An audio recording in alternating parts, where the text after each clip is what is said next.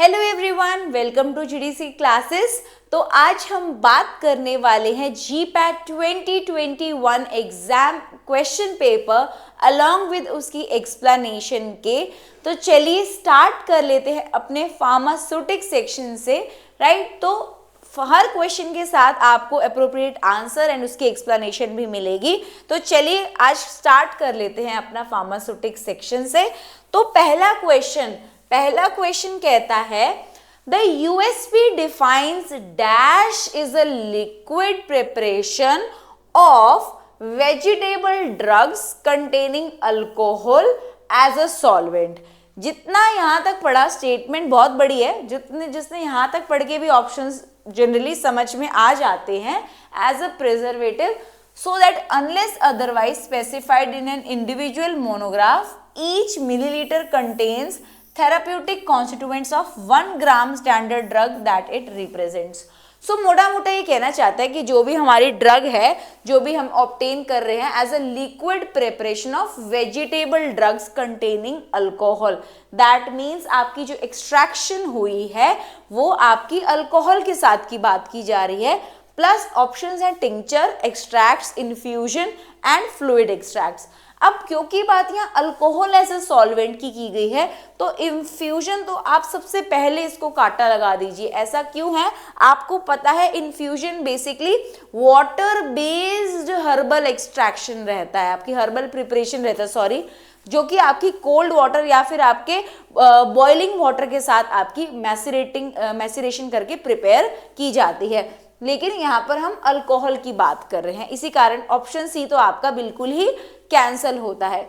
बात करते हैं हमारी एक्सट्रैक्ट्स की। एक्सट्रैक्ट एक बहुत ही ब्रॉड टर्म है यहाँ पर स्पेसिफाई करने के लिए, क्योंकि ये ब्रॉड टर्म बेसिकली इंक्लूड करेगी आपके जितने भी products and derived from the herbs by using the solvents. However specified solvents की अगर हम अल्कोहल की बात कर रहे हैं और हम टिंचर्स के बारे में बात करें, तो एक जायज सी कंफ्यूजन टिंचर्स और फ्लूइड एक्सट्रैक्ट में ये हो सकती है कि दोनों ही आपकी अल्कोहलिक प्रिपरेशंस हैं, दोनों ही आपकी अल्कोहलिक एक्सट्रैक्ट्स हैं, अगर हम कह सकते हैं हाइड्रो अल्कोहलिक प्रिपरेशंस हैं जो कि वेजिटेबल मैटर से आपका प्रिपेयर की जाती है, राइट। लेकिन यहाँ देखने वाली बात यह है कि जो टिंचर्स होंगे उसमें आपका जो सॉल्वेंट कंसंट्रेशन है वर्सेस जो फ्लूइड एक्सट्रैक्ट्स में आपका कंसंट्रेशन है वो बहुत वेरी करता है। जनरली जो आपके फ्लूइड एक्सट्रैक्ट्स होते हैं ये हाईली कंसंट्रेटेड फॉर्म्स होते हैं as compare to even the tinctures, right. तो करेक्ट आंसर यहाँ पे आपका फ्लूइड एक्सट्रैक्ट्स रहेगा, ऑप्शन नंबर डी, राइट। तो एक बार से जल्दी से फटाफट आप इसकी एक्सप्लेनेशन ज़रूर देख लीजिए, चाहे इसका स्क्रीनशॉट ले लीजिए, चाहे एक बार जो मैंने आपको समझाया एक बार देख लीजिए। टिंचर्स में भी बिल्कुल आपकी अल्कोहलिक या हाइड्रो अल्कोहलिक सॉल्यूशंस की बात की गई थी, राइट। लेकिन जो फ्लूइड एक्सट्रैक्ट्स हैं that are also the liquid preparations of vegetable drugs containing alcohol as a solvent. बिल्कुल डेफिनेशन बेस्ड बात की जा रही है, बट यहाँ पर आपको ध्यान रखने वाली चीज़ है कि जो फ्लूइड एक्सट्रैक्ट्स रहेंगे वो हाईली कंसंट्रेटेड लिक्विड प्रिपरेशंस होती हैं जिसके अंदर बहुत स्ट्रॉन्गर स्ट्रेंथ आपकी यूज की जाती है as compare to your tinctures. तो यहां पर आपका डिफरेंस आ जाता है, ठीक है जी। चलिए नेक्स्ट क्वेश्चन की ओर चलते हैं जहां पर आपकी लिस्ट ऑफ इक्विपमेंट्स की बात की गई है। तो आपके पास यहां पर इक्विपमेंट्स की लिस्ट गिवन है, सामने उसका मॉडल और ट्रेड नेम दे रखा है आपको। तो इस क्वेश्चन में बड़े ही सिंपल तरीके से आपसे सिंपली ट्रेड नेम या मॉडल नेम पे क्वेश्चन है, जो कि आपको लैकमैन की बुक के अंदर एज सच मेंशन है। जितने भी टैबलेट के से रिलेटेड मशीनरीज हैं, कैप्सूल से रिलेटेड मशीनरीज हैं, प्लीज उनको एक बार जाके जरूर चेक कीजिए, जो भी आपकी लैकमैन की बुक में एक एक मेंशन की गई है, राइट। तो सबसे पहले आपकी लो शेयर मिक्सर, ध्यान रखिएगा लो शेयर मिक्सर के अंदर आपके बहुत सारे मिक्सर्स आते हैं, बेसिक प्रोपेलर्स भी आते हैं इसके अंदर आपके, और टम्बलर मिक्सर्स आते हैं, रिबन ब्लेंडर्स आते हैं, और साथ ही साथ जो आपके डबल कोन मिक्सर्स हैं वो भी आपके लो शेयर मिक्सर्स के अंदर आते हैं। नेक्स्ट आपका rotary tablet machine. Rotary tablet machine जो टैबलेट मेकिंग मशीन्स हैं, इसके अंदर आपकी सिंगल पंच मशीन्स भी आती हैं, इसके अंदर आपकी मल्टी पंच भी आती हैं, रोटरी टैबलेट मशीन्स भी आती हैं, जिसमें आपकी ड्रायाकोटा जो है बहुत ही मेन एग्जाम्पल है। अगर आपको 1 से 2 भी यहाँ पर क्लियर थे, आपके ऑप्शंस यहाँ पर रिजॉल्व हो गए होंगे। क्यू का आपका ऑप्शन फर्स्ट है, तो आप यहाँ पर देख सकते हैं ऑप्शन सी आपका बिल्कुल करेक्ट आंसर रहता है। तो capsule filling machine, capsule filling machine जो है आपकी, उसका यहाँ पर एक डायरेक्ट मॉडल नंबर गिवन है PCF 1200 मॉडल, ये आपका कैप्सूल फिलिंग मशीन का है। एंड जो आपकी कंपैक्शन मिल रहेगी वो आपकी चिल्सोनेटर यहाँ पर मेंशन है। तो डायरेक्ट से डायरेक्ट स्टूडेंट्स आपके पास जो क्वेश्चन थे, ऑप्शन नंबर पी आपका जो था वो आपका डबल कोन मिक्सर था, पी का थर्ड हो गया आपका, क्यू का आपका फर्स्ट हो गया। इतने से ही आपका क्वेश्चन जो है वो रिजॉल्व हो गया। आर का आपका फिफ्थ ऑप्शन हो गया और एस का आपका चिल्सोनेटर सेकंड ऑप्शन हो गया। अगर आपको 1 से 2 ही सिर्फ पता थे तब भी ये ऑप्शन आप बहुत इजीली इस क्वेश्चन को एड्रेस कर सकते हैं। चलिए, तो करेक्ट आंसर आपका ऑप्शन नंबर सी रहेगा। यहाँ पर एक बार देख लेते हैं, जैसे कि मैंने आपसे कहा जो आपके लो शेयर मिक्सर्स होते हैं उसके अंदर डबल कोन मिक्सर आता है, इसके अलावा और भी बहुत सारे रिबन मिक्सर हो गया, सिग्मा ब्लेड हो गया, आपके ट्विन शेल हो गया, प्लानिटरी मिक्सर्स हो गया, सिंपल प्रोपेलर मिक्सर हो गया आपका, राइट, टम्बलर मिक्सर्स हो गए आपके, वो सारे आपके लो शेयर मिक्सर्स में इंक्लूडेड रहते हैं। बचे आपकी रोटरी टैबलेट मशीन जिसमें ड्रायाकोटा सिंपल सा एग्जाम्पल था, और भी आपकी सिंगल पंच मल्टी पंच हो गई रोटरी टैबलेट मशीन्स आपकी अवेलेबल है। ठीक है जी, चलिए, कैप्सूल फिलिंग मशीनरी का डायरेक्ट आपके पास मॉडल नंबर आया हुआ था PCF 1200 मॉडल, जो कि आपका कैप्सूल फिलिंग मशीनरी है। नेक्स्ट आपका आता है कॉम्पैक्शन मिल, जिसमें सीधा का सीधा आपका चिल्सोनेटर जो है वो एग्जाम्पल गिवन था, राइट। चलिए नेक्स्ट क्वेश्चन जी, क्वेश्चन कहता है the properties of a solution containing surface active agent, surfactants पे क्वेश्चन आ गया, that change sharply over a narrow concentration range are called as। यहाँ पर एक क्वेश्चन में सिंपल तरीके से, हालांकि आप लोग हम डैम श्योर आप इसको गैस कर चुके होंगे, बहुत ही सिंपल क्वेश्चन है। एक कंसंट्रेशन रेंज की बात कर रहा है जिसपे आपके सर्फेक्टेंट की जो प्रॉपर्टीज है वो कुछ शार्पली आपके यहाँ पर चेंज होती हुई बताई गई हैं। तो इस केस में कंसंट्रेशन रेंज में सरफेस टेंशन का क्या काम, हालांकि सर्फेक्टेंट्स आपके सरफेस टेंशन को ही लोअर करते हैं, बट सरफेस टेंशन का यहाँ पे वो एक कोई कंसंट्रेशन रेंज नहीं है ये प्रॉपर्टी, राइट।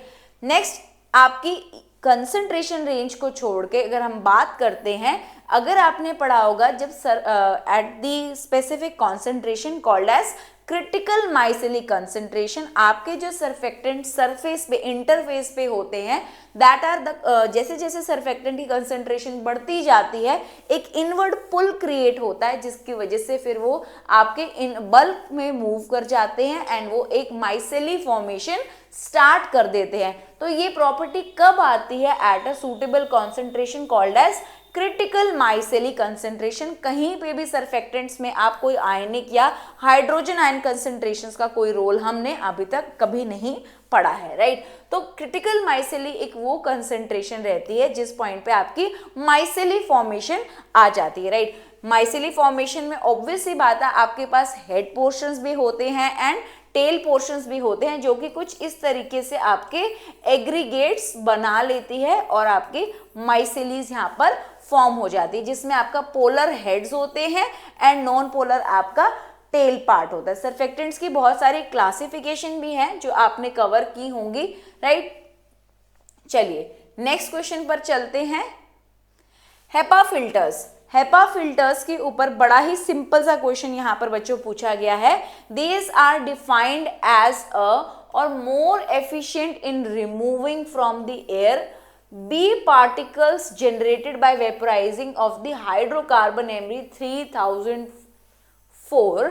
Now students, इस चीज को देख के आप कंफ्यूज होने से अच्छा एक बार हम हेपा फिल्टर्स के ऊपर चलते हैं। हेपा फिल्टर्स क्या होते हैं, हाई एफिशिएंसी पार्टिकुलेट एयर, इसकी फुल फॉर्म क्या रहती है, हाई एफिशिएंसी पार्टिकुलेट एयर। तो ये जो आपके फिल्टर्स होते हैं ये इतनी एबिलिटी, इतनी एफिशिएंसी रखते हैं, approximately 99.99% ability, efficiency to remove the particulate matter of approximately 0.3 micrometer तक, राइट। तो इस क्वेश्चन में आपका सिंपल सा क्वेश्चन था, लेकिन ऑप्शंस कंफ्यूजिंग हो सकते थे। सब जगह 99% है, 99.99%, तो इन दो ऑप्शंस में आपको सीधा दिखना चाहिए था 0.3 माइक्रोमीटर। कई बच्चे यूनिट्स में कंफ्यूज हो सकते हैं, तो यूनिट्स का ध्यान जरूर दीजिएगा। तो 99% एज वेल एज 0.3 माइक्रोमीटर तक का पार्टिकुलेट मैटर आप रिमूव कर सकते हैं using the HEPA filters, right. तो हेपा फिल्टर्स आप यहाँ पर देख सकते हैं। हेपा फिल्टर्स की एफिशिएंसी को टेस्ट करने के लिए आप डोप टेस्ट करते हैं। काफी बार इस तरीके से भी आपका प्रैक्टिस क्वेश्चन में भी आपने देखा होगा। तो एफिशिएंसी 99.7%, 0.3 माइक्रोमीटर। एफिशिएंसी टेस्टिंग के लिए आप डोप टेस्ट करते हैं, राइट। इसके अलावा मोस्टली क्वेश्चंस इसमें अलग से नहीं आते हैं, बट फ्लो रेट और एयर वेलोसिटी को भी आप जस्ट एक माइंड में रख सकते हैं। लगभग 20 ± 5 फीट पर मिनट इसका फ्लो रेट रहेगा एंड अप्रोक्सीमेटली 100 ± 20 फीट पर मिनट इसकी वेलोसिटी रहेगी, राइट।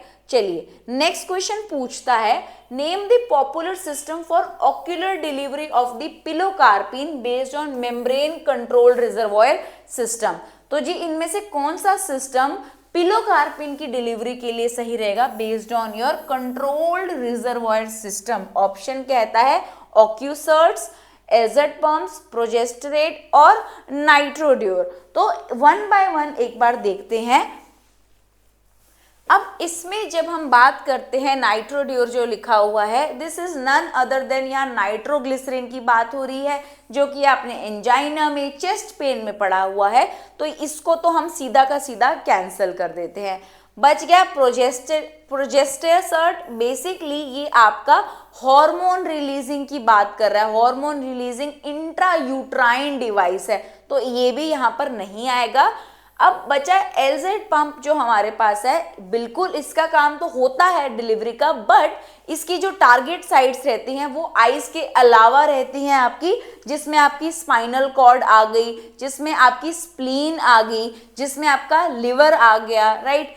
तो आपका ऑक्यूसर्ट्स ही हमारा बिल्कुल करेक्ट ऑप्शन रहेगा, जहां पर it is actually meant to be placed between the sclera and the eyelid, right, जहां पे आप पूरी वीकली डोज ऑफ पिलोकार्पिन एक साथ जो है एडमिनिस्टर करते हैं और अपॉन कंप्लीशन आप उसे रिप्लेस भी कर सकते हैं, ओके।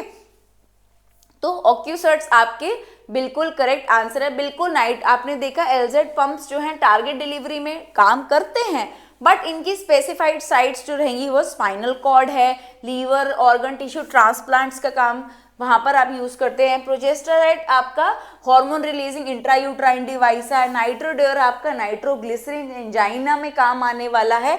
ऑक्यूसर्ट रहेंगे आपके सिस्टम्स जहां पर आप पिलोकार्पिन को they are meant to be inserted in the between the region of your sclera and your eyelid, okay। So yes आप एक वीकली डोज भी इसकी एडमिनिस्टर कर सकते हैं। अदर देन दैट कोई ऐसा इशू नहीं है, ओके। सो इस तरीके से आपका डिवाइस प्रिपेयर किया जाता है। इसमें एक आपकी एक आउटर लेयर है, एक आपका इनर कोर है इसके अंदर, और एक आपकी एक रिटेनिंग रिंग भी होती है, राइट। तो इसकी आप ध्यान रख सकते हैं, दो फॉर्म्स आपकी अवेलेबल होती हैं, पिलो 20 एंड पिलो 40, जिस which administer up to 20 microgram per hour and pillow 40 will deliver up to 40 microgram per hour, and ये आपके कंट्रोल डिलीवरी सिस्टम्स आपके बनाए जाते हैं, ठीक है जी। चलिए नेक्स्ट क्वेश्चन कहता है, the phenomena of increasing the solubility of weak electrolytes and a non polar molecule by the addition of water. मैं थोड़ा सा स्लाइड्स को वो कर देती हूँ, yes. By the addition of water miscible solvent in which a drug has good solubility, is it called complexation, co-solvency, is it called solubilization or hydrotropy? तो यहाँ पर हमारे ऑप्शंस में जो कॉम्प्लेक्सेशन रहेगा, बिल्कुल ये ऑल दो मेथड्स हैं हमारे सॉल्युबिलिटी इंप्रूवमेंट के, बट हर मेथड का अपना एक यहाँ पर कैच रहेगा। फॉर एग्जाम्पल, जैसे कि यहाँ पर आपका कॉम्प्लेक्सेशन मेंशन है, कॉम्प्लेक्सेशन से बिल्कुल सॉल्युबिलिटी आपकी इंप्रूव होती है, लेकिन क्या रहेगा, कॉम्प्लेक्सेशन में भी जनरली आपके हाइड्रोफिलिक कॉम्प्लेक्सिंग एजेंट होते हैं, और यहाँ पर आपको सॉल्युबिलिटी इंक्रीज करनी है weak electrolyte and a non polar molecule by addition of the water miscible solvent, right, in which the drug has good solubility. So complexation बिल्कुल एक्वस सॉल्युबिलिटी इंक्रीज करता है बाय कॉम्प्लेक्सिंग और by associating with the hydrophilic complexing agent, right. दूसरा आपकी अगर मैं बात करूं हाइड्रोट्रॉपी, हाइड्रोट्रॉपी में बिल्कुल आप वाटर पुअर सॉल्युबिलिटी जिनकी होती है उनकी सॉल्युबिलिटी इंप्रूव कर सकते हैं, बट यहाँ पर आपको दूसरे सॉल्वेंट्स ऐड करने पड़ते हैं जिनको आप हाइड्रोट्रॉप्स बोलते हैं, जैसे कि आपके पास सोडियम बेंजोएट हो गया, सोडियम सिट्रेट हो गया, तो ये ऑप्शन भी हमारा मैच नहीं हुआ। बात रही सॉल्युबलाइजेशन की। अब सॉल्युबलाइजेशन भी आपका पुअरली वाटर सोल्यूबल मॉलिक्यूल्स की सॉल्युबिलिटी को इंप्रूव तो करता है, but by the addition of the surface active agent, जो कि हमारे क्वेश्चन में यहाँ कहीं मेंशन नहीं है। हमारा बच गया आंसर जो है वो को-सॉल्वेंसी, जिसमें बिल्कुल that increases the solubility of the weak electrolytes by the addition of and the non-polar molecules by the addition of water miscible solvent। बिल्कुल आपका डेफिनेशन बेस्ड बचे हुए क्वेश्चन था, राइट। तो क्वेश्चन में आप देख लीजिए को-सॉल्वेंसी, आप सॉल्युबलाइजेशन से देख लीजिए, ये बिल्कुल आपका पुअरली वाटर सॉल्युबल सब्सटेंसेस की सॉल्युबिलिटी बढ़ाता है, but by adding a suitable soap और अ डिटर्जेंट, तो आपको एक सर्फेक्टेंट की जरूरत पड़ती है, राइट। साथ ही साथ हाइड्रोट्रॉफी भी आपका इंक्रीज करता है, बट आपको large amount of other solute additives add करने पड़ते हैं, चाहे वो सोडियम बेंजोएट हो गया, चाहे आपका सोडियम सिट्रेट हो गया, राइट। कॉम्प्लेक्सेशन में aqueous solubility can be increased by associating और complies with the hydrophilic complexing agent. सिर्फ हमारा को-सॉल्वेंसी है जिसके अंदर बिल्कुल आप weak electrolyte and non polar molecule की सॉल्युबिलिटी को बढ़ा सकते हैं by just addition of the water miscible solvent, okay, जैसे कि अल्कोहल हो गया, ग्लिसरीन हो गया, इनका आप यूज कर सकते हैं। नेक्स्ट क्वेश्चन कहता है the system volume is increased when it is sheared is called as dilatant, Newtonian flow, plastic flow and pseudoplastic system. पहली बात तो अगर यहाँ पर वॉल्यूम इंक्रीज हुई है व्हेन शेयर, तो ये न्यूटोनियन सिस्टम्स की बात बिल्कुल भी नहीं कर रहे हैं, हम नॉन न्यूटोनियन सिस्टम्स की बात कर रहे हैं। नॉन न्यूटोनियन सिस्टम्स में भी आपके पास टाइम डिपेंडेंट सिस्टम्स होते हैं कुछ, और टाइम इंडिपेंडेंट सिस्टम्स आते हैं। अगर आपको याद हो, नॉन न्यूटोनियन सिस्टम्स में भी आपके कुछ टाइम डिपेंडेंट सिस्टम्स होते हैं और कुछ आपके टाइम इंडिपेंडेंट सिस्टम्स होते हैं।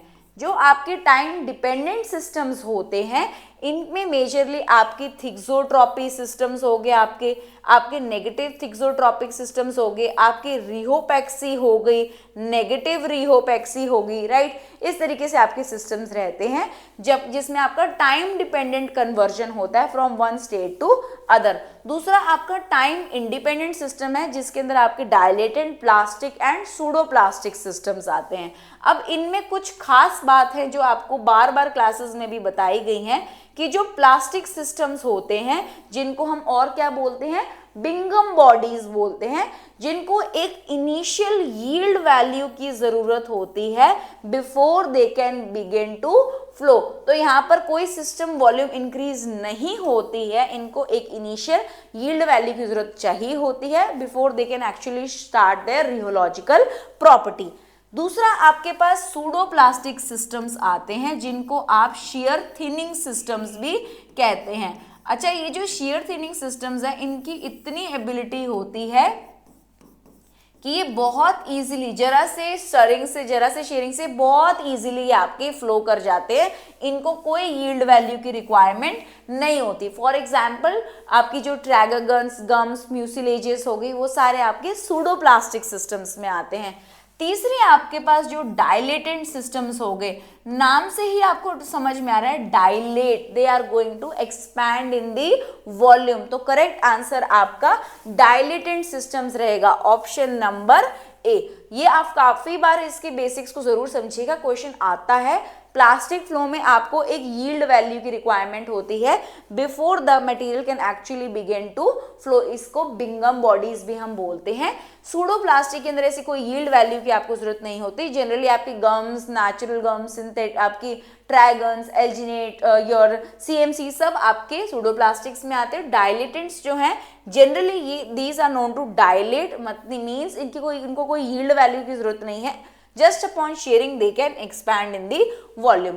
तो हालांकि प्लास्टिक सिस्टम में भी आपका विस्कोसिटी जो है वो बढ़ता है with the rate of shear. यहां पर देखिए बिंगम बॉडीज इन्हें कहा जाता है, सूडो प्लास्टिक को शियर थिनिंग सिस्टम्स कहा जाता है। विस्कोसिटी जो है आपकी डिक्रीज होती है with increase in the rate of shear. बहुत ही इंपॉर्टेंट पॉइंट है, जैसे कि आपको मैंने बोला जब आप साथ साथ शियर कर रहे हैं, स्टर कर रहे हैं, ये मटेरियल बहुत इजीली फ्लो करते हैं, तो their viscosity is going to reduce ultimately. shear thickening system, dilatant system, the viscosity is going to increase with the increase in the stress. They are going to dilate, they are going to expand, they are going to increase in the volume. तो correct answer आपका dilatant systems रहेगा। चलिए next question.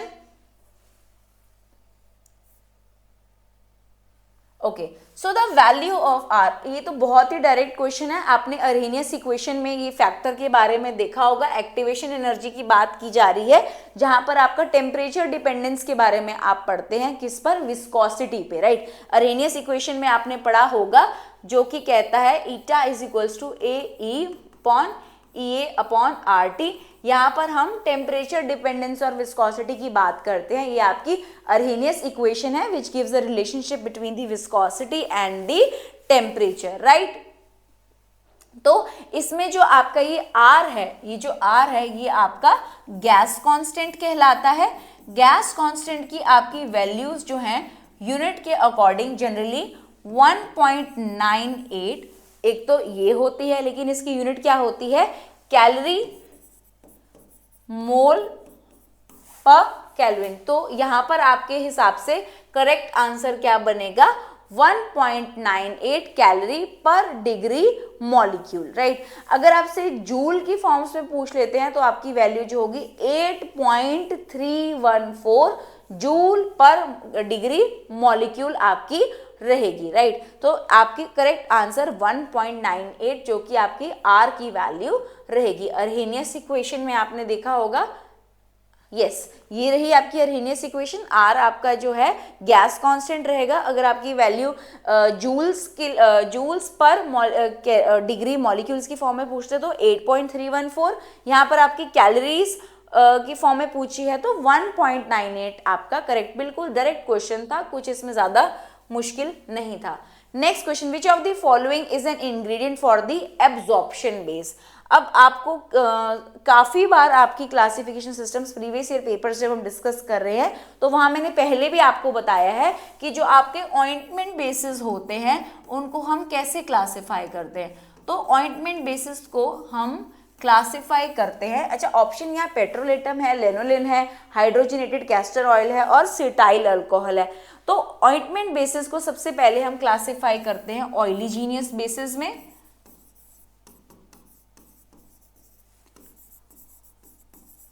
Right. ऑयलीजीनियस basis में आपके क्या आते हैं, जितने भी आपके हाइड्रोकार्बन्स होते हैं, जितने भी आपके मिनरल ऑयल्स होते हैं,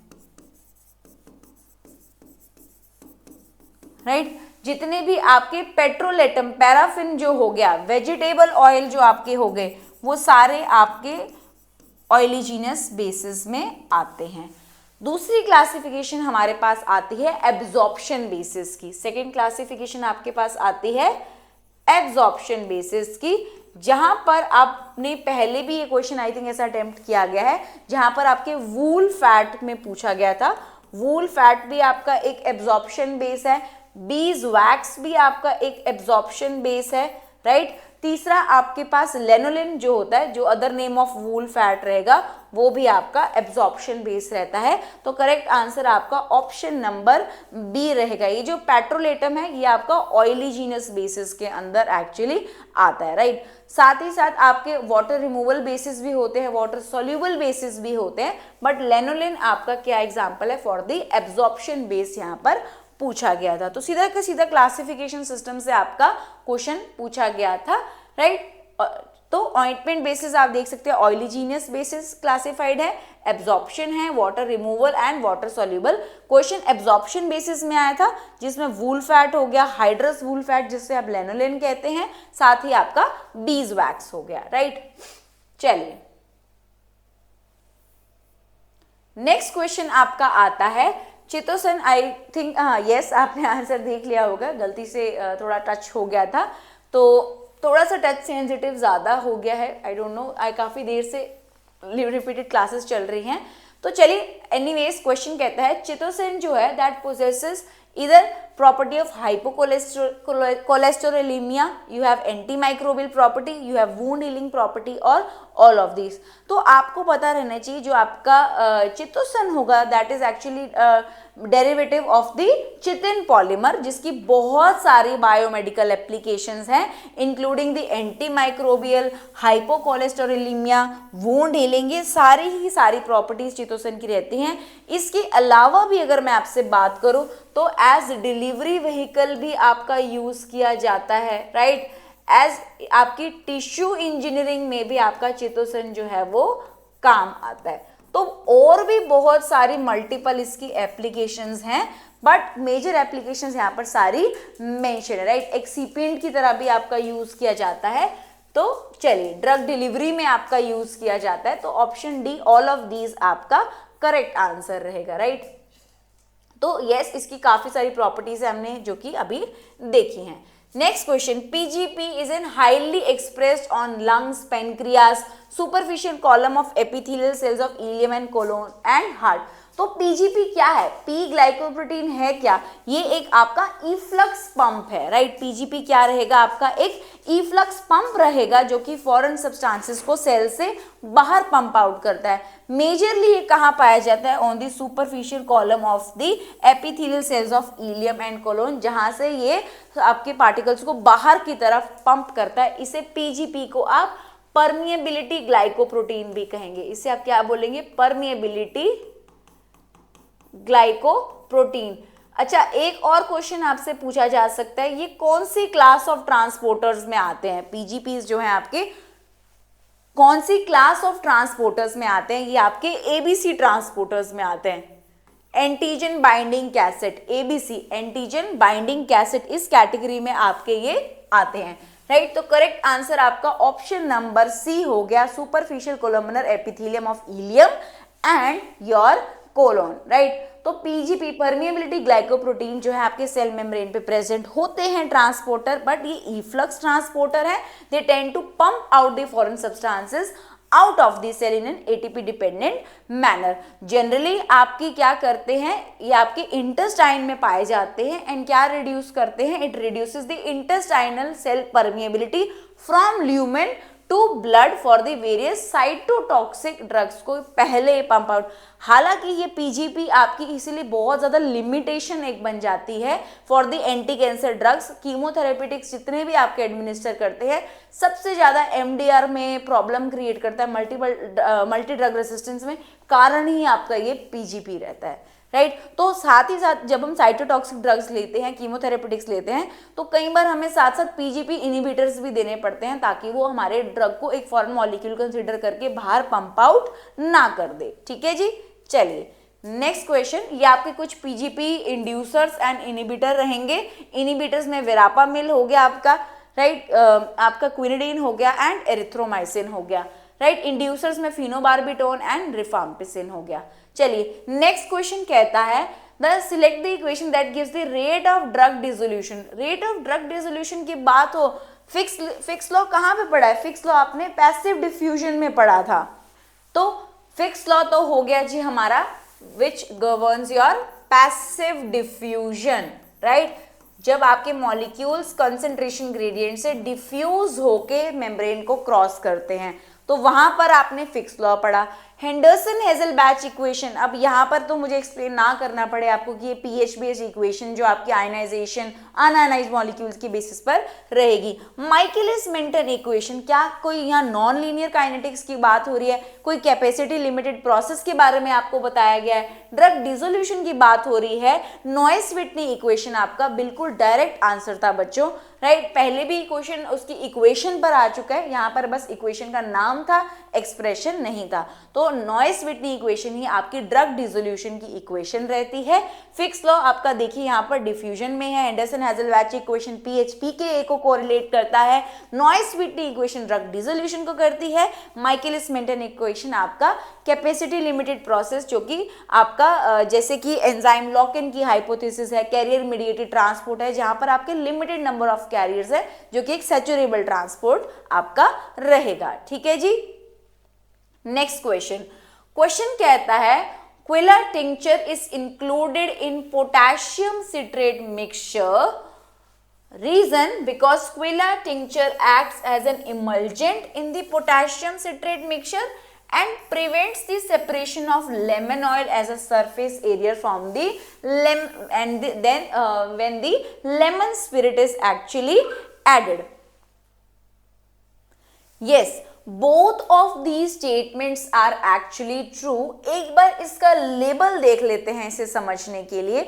जो आपका क्विला टिंक्चर है बिल्कुल यस, ये एक आपका इमल्सिफाइंग एजेंट की तरह एक्ट करता है। ठीक है जी, इमल्सिफाइंग एजेंट की तरह ये एक्ट करता है। इसमें जो आपका पोटेशियम सिट्रेट ऐड किया जाता है ये एक आपका यूरिन अल्कलाइजर की तरह काम करता है। ठीक है। थर्ड, इसमें लेमन स्पिरिट ऐड किया जाता है जो कि आपका फ्लेवरिंग एजेंट की तरह काम करता है। और बिल्कुल इसमें जो आपका क्विला टिंक्चर है that acts as an emulgent potassium citrate mixture and prevents the separation of lemon oil when the lemon spirit is added as a flavouring agent. इसके अलावा इसमें सिरप होता है फॉर द स्वीटनिंग एजेंट, आपका chloroform water होता है as solvent, right. सो बिल्कुल दोनों स्टेटमेंट्स आपकी करेक्ट हैं and this is the correct explanation. यहाँ पर आप इसका लेबल देख सकते हैं जिसके अंदर आपका क्विला टिंक्चर जो है 1% इमल्सिफाइंग एजेंट है, आपका पोटेशियम सिट्रेट जो कि एक यूरिन अल्कलाइजर की तरह यहाँ पर हमारा काम करेगा। तीसरा आपका सिट्रिक एसिड रहेगा जो कि these are the citric acid alkalizer जो कि this will be the ingredients for the urine. Lemon spirit जो कि एक फ्लेवरिंग एजेंट की तरह ऐड किया जाएगा। साथ ही साथ आपका बिल्कुल इसकी एडिशन पर क्या होगा आप देख सकते हैं, इसके एडिशन पर आपकी जो सेपरेशन हो जाएगी लेयर की उसको प्रिवेंट करने के लिए आप पोटेशियम सिट्रेट को ऐड करते हैं। ठीक है जी। चलिए नेक्स्ट क्वेश्चन। अब क्वेश्चन थोड़ा सिंपल और डायरेक्ट है लेकिन इंपॉर्टेंट है। अब यहाँ पर आपके ड्रग्स एंड कॉस्मेटिक्स एक्ट से कुछ डायरेक्ट क्वेश्चंस पूछे जाते हैं। फॉर एग्जांपल यहाँ पर पावर ऑफ ड्रग इंस्पेक्टर पे आपका पूछा हुआ है, पावर ऑफ ड्रग इंस्पेक्टर पे पूछा गया है which is appointed under the drugs and cosmetics act of 1940 and are mention which of the following section किस में से आपका 20 है, 21, 22 है, 23 है। तो इन सारे सेक्शंस में एक्चुअली में आता क्या है पहले तो हमें ये पता होना चाहिए। जो सेक्शन 20 है इसमें बेसिकली आपका गवर्नमेंट एनालिस्ट आता है, राइट। ये गवर्नमेंट एनालिस्ट के लिए है और बात यहाँ पे आपकी ड्रग इंस्पेक्टर की जा रही है, power of drug inspectors appointed under the drugs and cosmetics act. तो ये आपके गवर्नमेंट एनालिस्ट जो कि अपॉइंट किया जाता है बाय द सेंट्रल और द स्टेट गवर्नमेंट। तो ये ऑप्शन तो आपका बिल्कुल गलत हो गया। 21 जो होगा that is the DI appointed by the central, drug inspector appointed by the central और स्टेट गवर्नमेंट। ठीक है जी। लेकिन जो सेक्शन नंबर 22 है ये बताता है powers of DI drug inspector that is appointed under the drugs and cosmetics act. Okay, साथ ही साथ जो आपका 23 रहता है बेसिकली प्रोसीजर ऑफ इंस्पेक्टर है, लेकिन जो पावर्स है पावर्स ऑफ ड्रग इंस्पेक्टर हैं वो आपके according to drugs and cosmetics act section number 22 के अंदर रहेंगी। तो करेक्ट आंसर आपका ऑप्शन नंबर सी 22 रहेगा। एक बार आप देख लीजिए यहाँ पर 20 जो था वो गवर्नमेंट एनालिस्ट के लिए था जो कि अपॉइंट किया जाता है बाय द सेंट्रल और स्टेट गवर्नमेंट। 21 बिल्कुल drug inspector appointed by the central और state government under the section 21 of the drugs and cosmetics act, जबकि जो उसकी पावर्स हैं that are actually included in the section number 22, right. चलिए next question, purpose of the seal coating step of sugar coating is option number A gives a smooth surface to the tablet, option B enhances the weight of the tablet for coating, option C रहेगा give sweet taste to the tablet, option D रहेगा prevent the moisture penetration into the tablet। अब जब नाम में ही बता दिया smooth surface तो यहाँ पर तो स्मूथनिंग की जा रही है, राइट। तो पहला ऑप्शन तो आपका बिल्कुल ही गलत हो गया, यहाँ पर तो बात ही स्मूथनिंग की जा रही है, राइट। दूसरा enhances the weight of the tablet for coating. अब ये आपका सब कोटिंग में आता है जहाँ पर आपकी बल्क बढ़ा दिया जाता है by the addition of mainly acacia, gelatin, इस तरीके के एक्सीपिएंट्स को। Give sweet taste to the tablet, क्या यहाँ पर मैंने कोई सिरपिंग की बात करी है? तो इसीलिए आपका जो सील कोटिंग है नाम से ही पता लग रहा है सील मॉइस्चर पेनिट्रेशन को रोकेगा। तो करेक्ट आंसर आपका ऑप्शन नंबर डी रहेगा, prevents moisture penetration into the tablet. Correct answer option number D रहेगा आपका, ठीक है जी। तो सील कोटिंग में आपको बाकी स्टेप्स के भी पता लग गए कि क्या क्या है। तो सील कोटिंग ही आपका मॉइस्चर पेनिट्रेशन को प्रिवेंट करता है। सब कोटिंग बल्क बढ़ाता है by the addition of your sticky binders, चाहे आपका अकेशिया हो, चाहे आपका जेलेटिन हो, चाहे आपका केओलिन हो, राइट, जिसकी वजह से टैबलेट का साइज काफी हद तक बढ़ जाता है। स्मूथनिंग, सिरपिंग, कलरिंग ये आपके क्या करते हैं, फिल्म की इम्परफेक्शंस को कवर करते हैं, राइट। अब एक पॉलिशिंग, आपका एक लस्टर ग्लॉस प्रोवाइड करने के लिए आपका किया जाता है। तो करेक्ट आंसर था आपका योर सील कोटिंग। तो next question, differential manometer, just a second जी। डिफरेंशियल मैनोमीटर्स की बात की जाती है, they have an advantage over the simple manometer. Option A because the handling is simple, option B it can measure small pressure differences, option C viscosity can be determined along with the pressure, option D it is used when the pressure difference is high। तो manometer होते क्या हैं? Manometer वो devices होते हैं जो कि आपके प्रेशर डिफरेंस को मेजर करे। ये बात तो बिल्कुल क्लियर है हमें कि मैनोमीटर वो डिवाइसेस रहेंगे। तो बिल्कुल पहला ऑप्शन आपका है हैंडलिंग इज सिंपल। अच्छा, इससे पहले आप इसकी कुछ कैटेगरीज के बारे में जरूर जान लीजिए। जो आपके मैनोमीटर्स रहेंगे उन्हें हम 3 टाइप से क्लासिफाई करते हैं। एक तो हो गया आपका सिंपल मैनोमीटर, एक हो गया आपका डिफरेंशियल मैनोमीटर, क्योंकि यहाँ पर डिफरेंशियल का ही क्वेश्चन पूछा गया है। तीसरा एक और होता है इंक्लाइंड मैनोमीटर, राइट। ये सारे मेजर तो आपका प्रेशर डिफरेंस ही करने वाले हैं, बट कुछ एडिशनल इंफॉर्मेशन है। जैसे कि जो आपका सिंपल मैनोमीटर होगा वो प्रेशर डिफरेंस के साथ साथ उसके साथ फ्लो मीटर्स भी लगे होते हैं, जिससे वो फ्लो ऑफ फ्लूइड्स को भी ज्यादा बढ़िया तरीके से जज कर पाता है।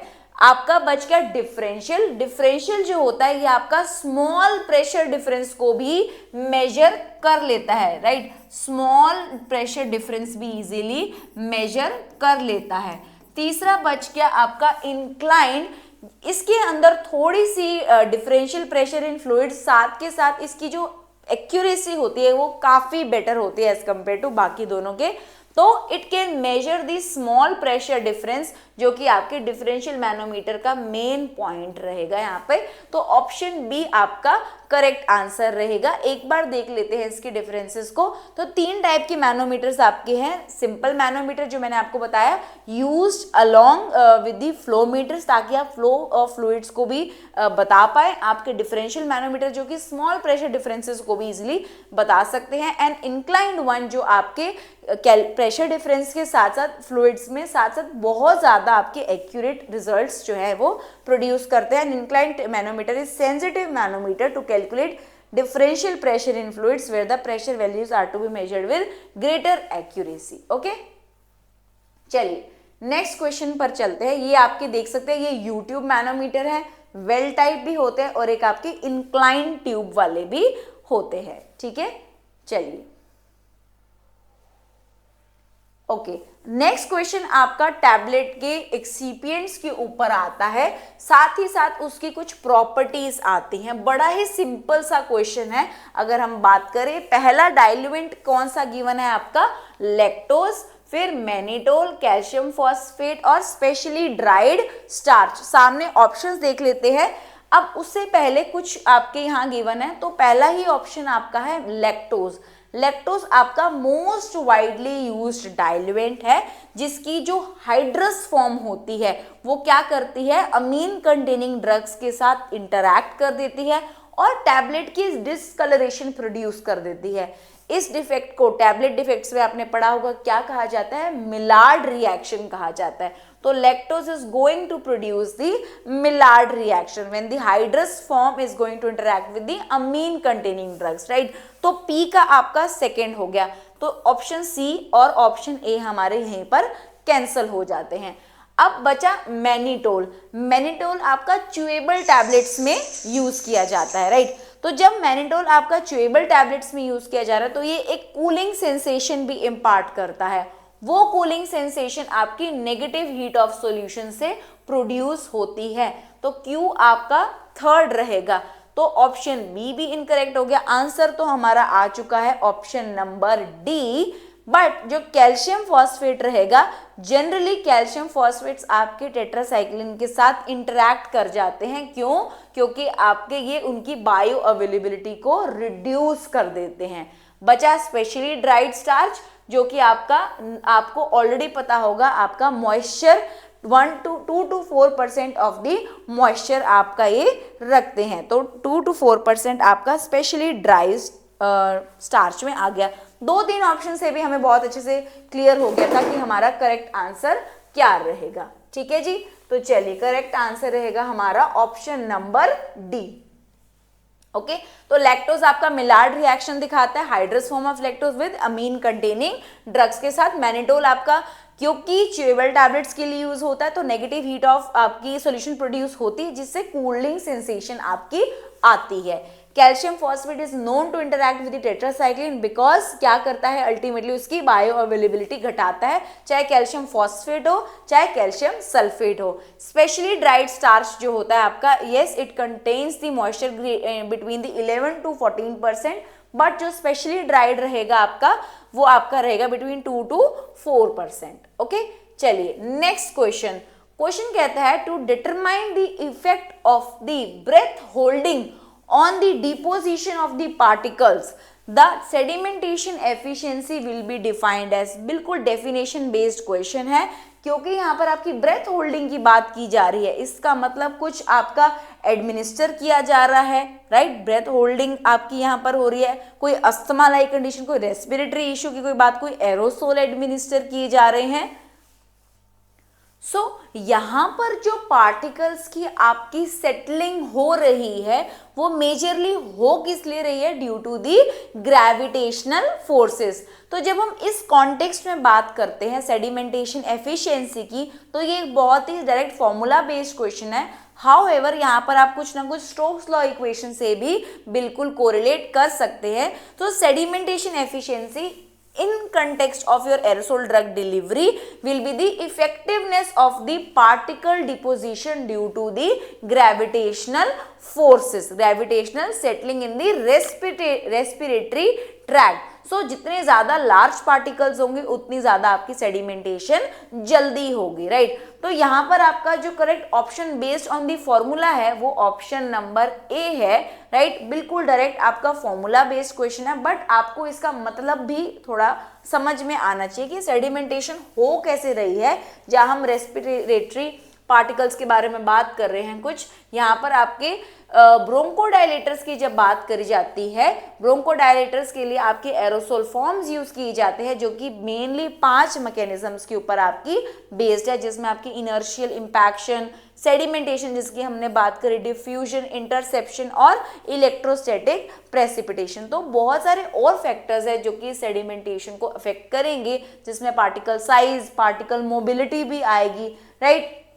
तो जितने भी परसेंटेज ऑफ पार्टिकल्स आपके सेटल आउट हो जाते हैं एयर फ्लो में और आपके डिपॉजिट हो जाते हैं एयरवे वॉल में due to the influence of the gravity, उसकी बात की जाती है हमारी सेडिमेंटेशन एफिशिएंसी के अंदर, right. So on basically in the sedimentation mechanism probability of sedimentation will increase with the particle mobility and size also, okay.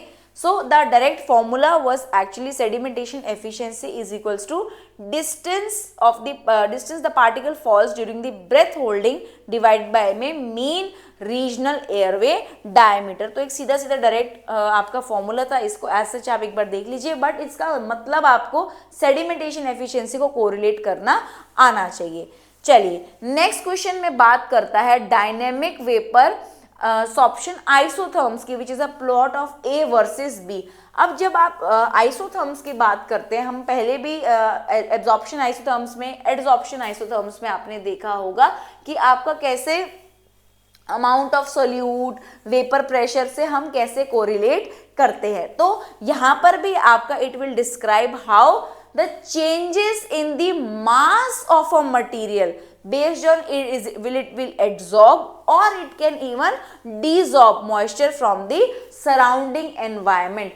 So as per the explanation also, dynamic vapor sorption is just based on the changes, it will measure the changes in the mass, right? So these changes in the mass of a material, whether it will absorb or whether it will desorb, will be determined based on its relative humidity as well। तो इससे हमें पता क्या चलता है actually, इससे हमें stability का आइडिया लगता है, क्रिस्टलैनिटी का आइडिया लगता है, मॉइस्चर कंटेंट का आइडिया लगता है, water Uptake by the material का भी हमें आइडिया लगता है। तो correct answer with the definition आपको इजीली समझ आना चाहिए था, changes in the mass, right. तो करेक्ट आंसर आपका ऑप्शन नंबर बी रहेगा। चलिए जी आगे चलते हैं। तो डायनेमिक वेपर्स ऑप्शन आपने देखी है, तो ये क्या रहेगा, it is a plot of the percentage change in mass versus percentage relative humidity. So it is going to measure the quantity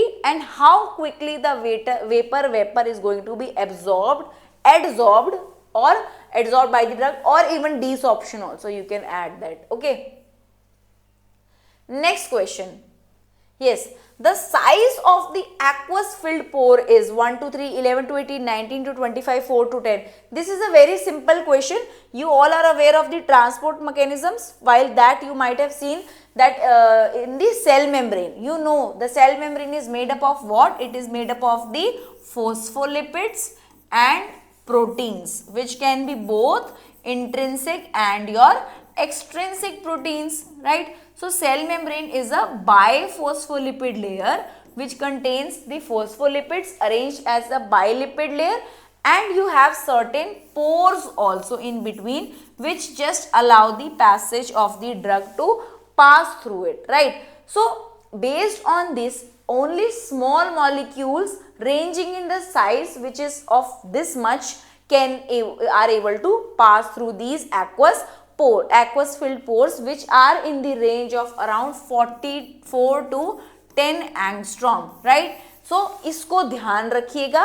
साथ ही साथ यहाँ की भी आपसे पूछ ली जाती है, तो ये होगा 25 एंगस्ट्रॉम, राइट। सेल मेम्ब्रेन की बात की जा रही है। ये कौन सा मॉडल है जिसमें आपका दोनों चीजें बताई गई हैं, लिपिड लेयर भी एज वेल एज आपकी प्रोटीन्स की भी। ये आपका एक फ्लूइड मोज़ेक मॉडल रहेगा ऑफ द सेल मेम्ब्रेन। आपने पढ़ा भी होगा बहुत बेसिक क्वेश्चंस आते हैं, नोट कर लीजिएगा। फ्लूइड मोज़ैक मॉडल रहेगा आपका, जिसमें आपका बाइफॉस्फोलिपिड लेयर, जिसमें आपके प्रोटीन्स एज इंट्रिंसिक और एक्सट्रिंसिक प्रोटीन्स है। ये जो एक्वस पोर्स रहेंगे, यहाँ से आपकी ड्रग का ट्रांसपोर्ट हो रहा है। ड्रग बिल्कुल छोटा, साइज रेंज, मॉल, उसका नेचर सब डिपेंड करेगा कि वो इस साइज रेंज में आपका फॉल करता है और इस तरीके से आपका वहां से ट्रांसपोर्ट हो सकता है। नहीं तो करेक्ट आंसर आपका ऑप्शन नंबर डी 4 to 10 रहेगा। ठीक है जी, चलिए ठीक है। यहां पर देखिए, आपको मैंने जस्ट अभी बताया, आपके पास फॉस्फोलिपिड्स ये जिस तरीके से आपके बने हैं, साथ में आपके प्रोटीन्स हैं, बीच में आपके 4 to 10 एंगस्ट्रॉम के एक्वस पोर्स है, जिसके थ्रू आपके मटेरियल जो है वो, ड्रग जो है वो पास हो सकता है। ये जो फॉस्फोलिपिड साथ में आपके प्रोटीन है, ये एक बाइलेयर अरेंजमेंट में है, जिसके लिए इसको बाइफॉस्फोलिपिड लेयर भी कहते हैं। पोलर हेड्स आपके बाहर की तरफ है, नॉन पोलर टेल आपकी इनसाइड की तरफ है, right. So correct answer was around 4 to 10 angstrom in diameter. Next question, the majority of the drugs that least bind to the antivascular tissue, the majority of the drugs that least bind, right? तो binding of drugs की यहाँ पर बात कर रहे हैं। तो जब बाइंड टू दी एंटीवेस्कुलर, एंटीवेस्कुलर को हम एक्स्ट्रा वेस्कुलर भी यहाँ पर एक टर्म यूज कर सकते थे, थोड़ा कंफ्यूज करने के लिए आपको बोली गई है कि ब्लड कंपार्टमेंट के अलावा कौन से टिश्यूज की यहाँ पर बात की जा रही है, एक्स्ट्रा वेस्कुलर कंपार्टमेंट की यहाँ पर बात की जा रही है। तो ये पूछता है कि बताओ majority of the drugs binding कहाँ होगी। तो आपको सबसे पहले तो पता होना चाहिए, यहाँ पर majority of the drugs that least bind की बात कर रहा है, तो सबसे ज्यादा आपकी कहां पर होती है, लीवर के अंदर होती है, फॉलोड बाय आपकी किडनीज में होती है, फॉलोड बाय आपके लंग्स में होती है, and last but not the least muscles में होती है। तो लीस्ट तो आपकी मसल्स में होती है, मोस्ट आपकी लीवर में होती है। बिल्कुल ही आपका क्लियर कट आंसर था, ये ऑर्डर आपने पहले भी कवर किया होगा बाइंडिंग के ऊपर, right. So major of the drugs bind to the liver and then least आपसे पूछा गया था तो वो मसल में आएगा, राइट। करेक्ट आंसर आपका ऑप्शन बी है। तो ये जो आपकी बाइंडिंग होगी टू द एक्स्ट्रावेस्कुलर, ये आपका ऑर्डर सेम टू सेम यहाँ आप देख सकते हैं, liver, kidneys, lungs and then your muscles, right. So tissue binding आपसे यहाँ पर कंसीडर करी गई थी। चलिए नेक्स्ट क्वेश्चन आपसे पूछते हैं, distribution is perfusion rate limited in case of dash drugs, ionic, lipophilic, polar या फिर वाटर सोल्यूबल। क्वेश्चन में एक बहुत सिंपल सी बात पूछी गई है, परफ्यूजन रेट लिमिटेड। तो पहली बात तो ये हमें पता होना चाहिए ना कि रेट लिमिटेड का मतलब क्या है, ऊपर से परफ्यूजन रेट लिमिटेड, ऊपर से डिस्ट्रीब्यूशन से रिलेटेड। तो पहली बात तो ये ध्यान रख लीजिए कि जो डिस्ट्रीब्यूशन रहता है वो या तो परमिएबिलिटी रेट लिमिटेड रहता है या फिर परफ्यूजन रेट लिमिटेड रहता है। जो आपका डिस्ट्रीब्यूशन है या तो वो परमिएबिलिटी रेट लिमिटेड रहता है या फिर आपका वो परफ्यूजन रेट लिमिटेड रहता है। तो नेचर ऑफ ड्रग्स के हिसाब से हमें बताना है कि क्या वो परफ्यूजन रेट लिमिटेड होगा या नहीं। तो रेट लिमिटेड का मतलब क्या है कि अगर वो परफ्यूजन नहीं कर सकता तो वो आपका परमिएबल है तो आपका वो परफ्यूजन रेट लिमिटेड हो जाएगा, और परफ्यूजन दिखाएगा तो आपका वो परमिएबिलिटी रेट लिमिटेड हो जाएगा। जो चीज वो नहीं कर सकता वो उसका वो लिमिटेड हो जाता है। तो कोई भी ड्रग, सपोज आपकी लाइपोफिलिक ड्रग्स जो होती हैं वो क्या करती हैं आपकी, दे आर परमिएबल, बट उनके लिए परमिएबिलिटी लाइपोफिलिक ड्रग्स के लिए एक इशू है ही नहीं। जो चीज एक के लिए इशू नहीं है वो दूसरी चीज के लिए इशू है। तो लाइपोफिलिक ड्रग्स बहुत इजीली आपकी परमिएट कर जाती हैं because of their lipidic nature, and वही आपकी फॉस्फोलिपिड लेयर का होता है। तो लाइपोफिलिक ड्रग्स के लिए परमिएबिलिटी एक इशू नहीं है, इसलिए परफ्यूजन उनके लिए एक रेट लिमिटेड हो जाएगा।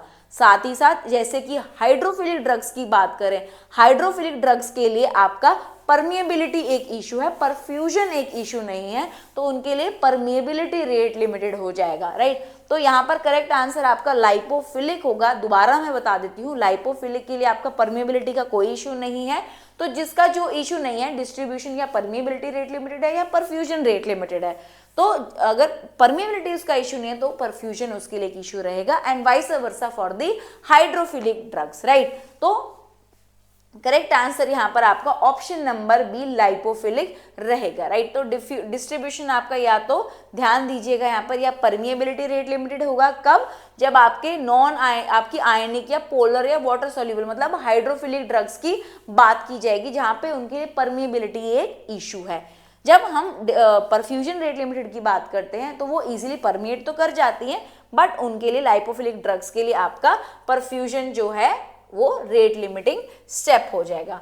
Next question, for the weak acidic drugs pKa greater than 8, तो उस केस में क्या होगा। क्वेश्चन पढ़िए, for the weak acidic drugs जिनका pKa ग्रेटर देन 8 है, तो उस केस में क्या होगा। Will they be unionized at all pH और remain affected so as then affecting their absorption, so they will be ionized in the entire range of GIT or poorly absorbed, or they will be ionized in the gastric pH and the better absorbed in the stomach। तो जब आपका weakly acidic drug की बात की जा रही है जिसका pKa आपका अराउंड लेस देन 8 है, तो जब आपका pKa लेस देन 8 रहेगा तो दैट मीन्स वो आपका एक और एग्जांपल से लेके चलते हैं। सपोज आपका pKa जो है आपका लेस देन 2.5 है, pKa आपका लेस देन 2.5 है। इसका क्या मतलब है, इसका मतलब कि ड्रग आपकी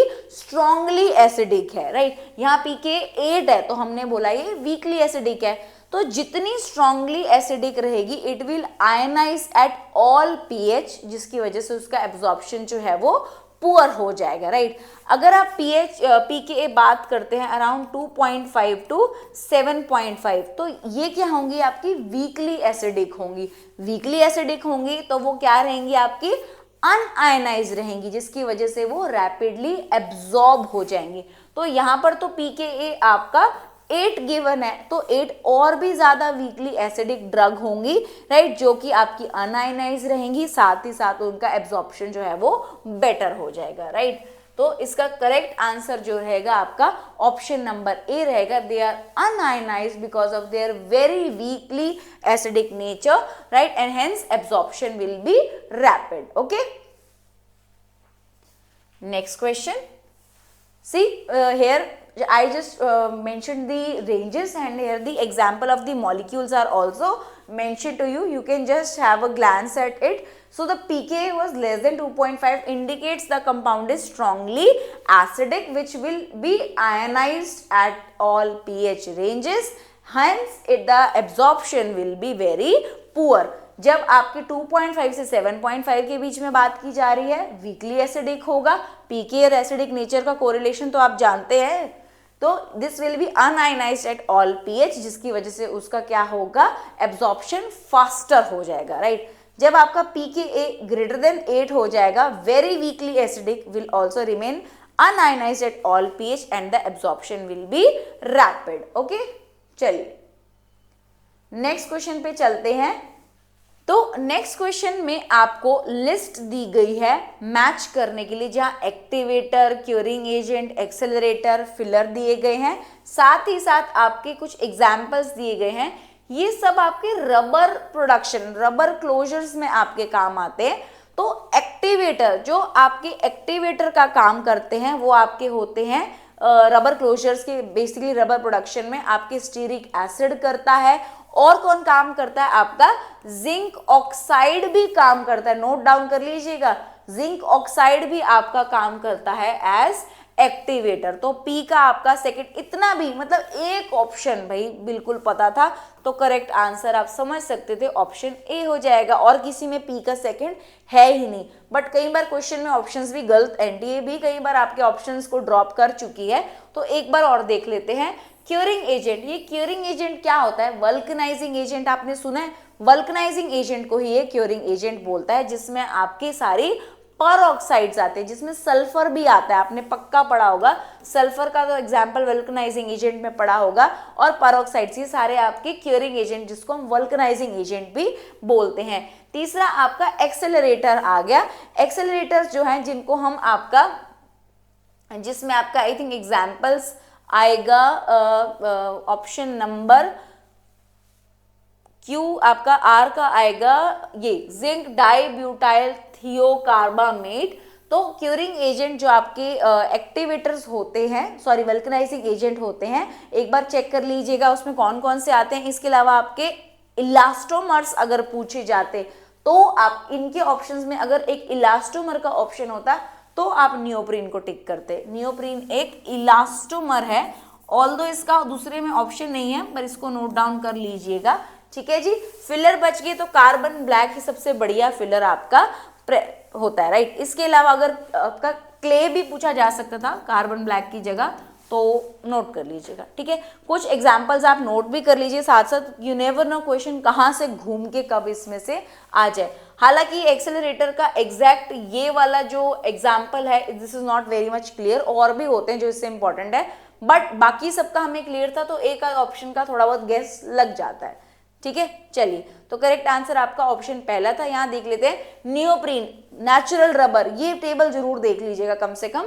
neoprene, natural rubber, butyl rubber, ये आपके इलास्टोमर्स का काम करते हैं। वल्कनाइजिंग एजेंट आपके सल्फर, जो सबने ही पढ़ा हुआ है, बट पेरोक्साइड्स को भी ध्यान रखिएगा। एक्सेलरेटर्स का आप देख चुके हैं, एक्टिवेटर में जिंक ऑक्साइड भी होता है, स्टीरिक एसिड आपसे ऑल्दो पूछा गया था। फिलर्स में कार्बन ब्लैक और भी है, बेरियम सल्फेट है, क्ले है, ये सारे आपके यूज होते हैं, राइट। एंटीऑक्सीडेंट, प्लास्टिसाइजर, पिगमेंट्स भी आपके यूज होते हैं। Next question, parts of prescription, बड़ा सिंपल सा क्वेश्चन है, पूछा गया है parts of prescription that includes take thou. Take thou कुछ रिक्वेस्ट हो रही है, क्या ये सब्सक्रिप्शन है, क्या ये इंस्क्रिप्शन में आता है, क्या ये सुपरस्क्रिप्शन में आता है, क्या ये सिग्नेचुरा में आता है, बड़ा ही सिंपल है।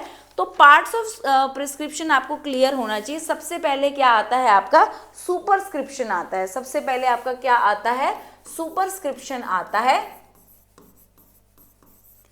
ठीक है, जिसमें आप क्या करते हैं, सुपरस्क्रिप्शन में आपका RX मेंशन होता है, रेसिपी टेक दाओ जिसको हम बोलते हैं, विच मीन्स यू टेक। तो ऑप्शन तो हमें क्लियर हो गया कि मैं इसी की बात कर रही हूँ, राइट। दूसरा आपका, क्योंकि फ्लो ही यही है, दूसरा आपका इंस्क्रिप्शन रहता है, सेकेंड आपका इंस्क्रिप्शन रहता है। तो इंस्क्रिप्शन में पहले में तो आपका RX टेक दाओ, राइट, ये आ गया आपका you take recipe symbol.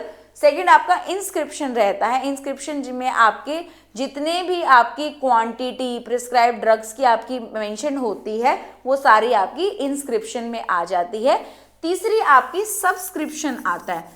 Subscription में आपका क्या इंक्लूडेड होता है, सब्सक्रिप्शन में आपकी डायरेक्शन इंक्लूडेड होती है, direction to the pharmacist for preparing the prescribed medicament, right. चौथा आपका आता है not preparing the medicament but prescribing the medicament. चौथा आपका आता है signatura which includes the direction to the patient, okay. तो सुपरस्क्रिप्शन आपका वो पार्ट है जहां पे आपका टेक दाओ RX, राइट, यू टेक आपकी बात की जाती है। इंस्क्रिप्शन में आपका क्या आता है, इंस्क्रिप्शन में आपकी सारी इंफॉर्मेशन, मेडिकेशंस जो प्रिस्क्राइब करी गई हैं, किस क्वांटिटी में प्रिस्क्राइब करी जा रही हैं। तीसरा आपका आता है सब्सक्रिप्शन जिसके अंदर डायरेक्शन टू फार्मासिस्ट है and signature direction to your patient रहेगा, राइट। तो करेक्ट आंसर इसमें ऑप्शन नंबर सी रहेगा। बिल्कुल सिंपल सा क्वेश्चन डिस्पेंसिंग फार्मेसी से पूछा गया है, राइट। तो यहाँ पर आपके लिए एक लेवल तैयार भी किया गया है जहाँ आप देख सकते हैं ये आपका सुपरस्क्रिप्शन पार्ट है जहाँ पे ये RX लिखा हुआ है, ये आपका इंस्क्रिप्शन पार्ट है जहाँ पे आपकी क्वांटिटी एंड इंग्रेडिएंट्स को मेंशन किया गया है, ये सब्सक्रिप्शन पार्ट है जहाँ पे आपका डायरेक्शन टू फार्मासिस्ट है एंड सिग्नेचर पार्ट है जिसमें आपका लैटिन टर्म से डायरेक्शन टू योर पेशेंट लिखा हुआ है, ठीक है जी। चलिए नेक्स्ट क्वेश्चन,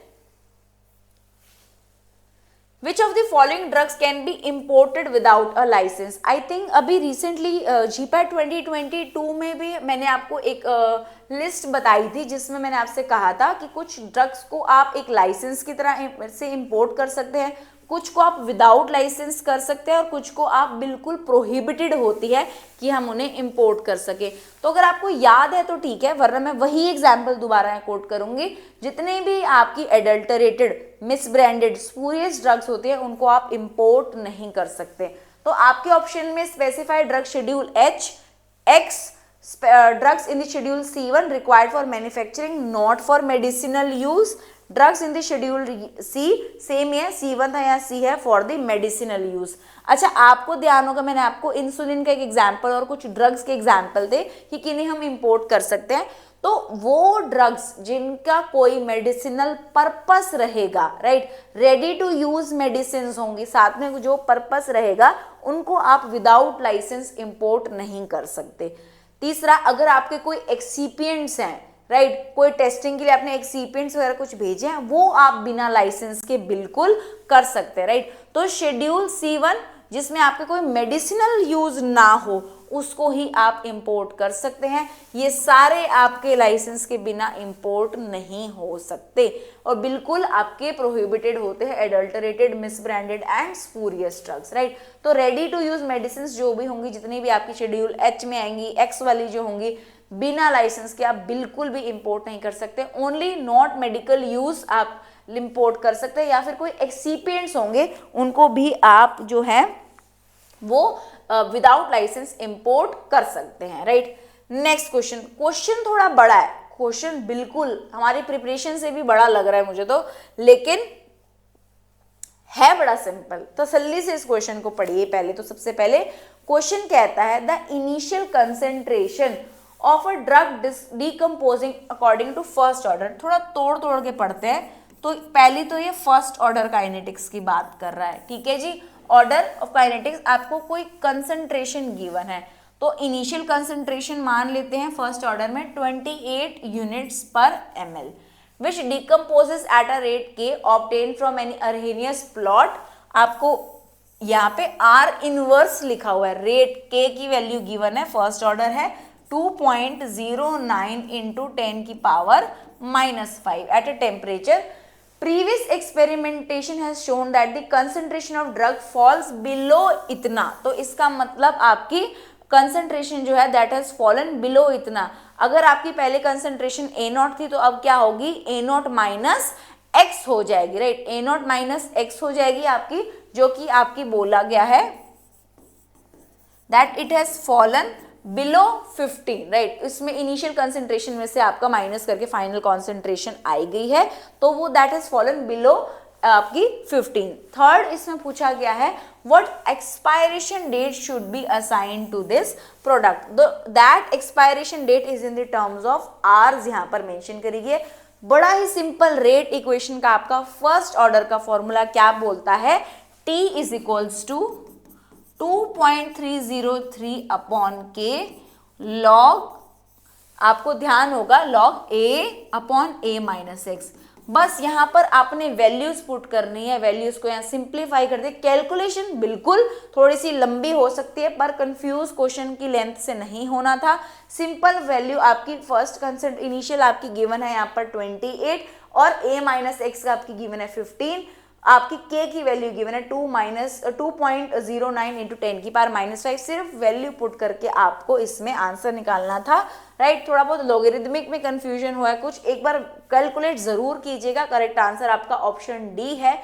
यहाँ पर आपको वैल्यूज मैंने सारी बता दी थी कि कैसे इन्होंने ली हैं। सिंपल आपका फर्स्ट ऑर्डर रेट इक्वेशन के फॉर्मूले में इसको पुट किया गया है। आपकी CA मतलब A0 इनिशियल कंसेंट्रेशन की वैल्यू पुट की है, 28 अपॉन 15 लॉग में कर दिया है इसको। साथ ही साथ आपने इसको कैलकुलेट करके 29869.23 आवर्स आपकी एक्सपायरेशन डेट जो है वो आती है। Next question, for the solid oral drug products a change in the concentration of which of the following excipient is more likely to influence the bioavailability of the drug। Question पढ़िए, change in the concentration of the which of the following excipient is going to impact the bioavailability of the drug।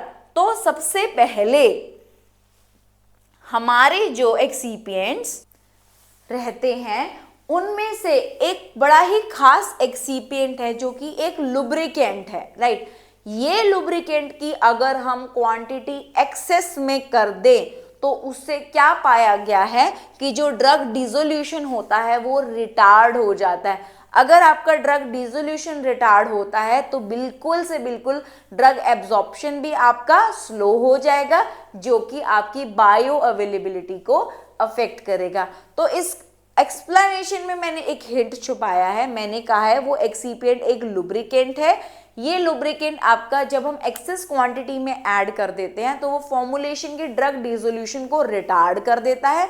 Formulation का drug dissolution retard हो गया तो bioavailability retard होगी, absorption slow हो चुका है, right. तो वो lubricant will be none other than are magnesium stearate, जिसकी ये सबसे एक्सेप्शनल क्वालिटी हमने देखी है कि it has the ability, but majorly focusing on कि जब हम इसकी एक्सेस क्वांटिटी को ऐड करते हैं। बाकी जो आपका माइक्रो क्रिस्टलाइन सेलुलोज एवीसेल था वो तो एक डिसइंटीग्रेंट है।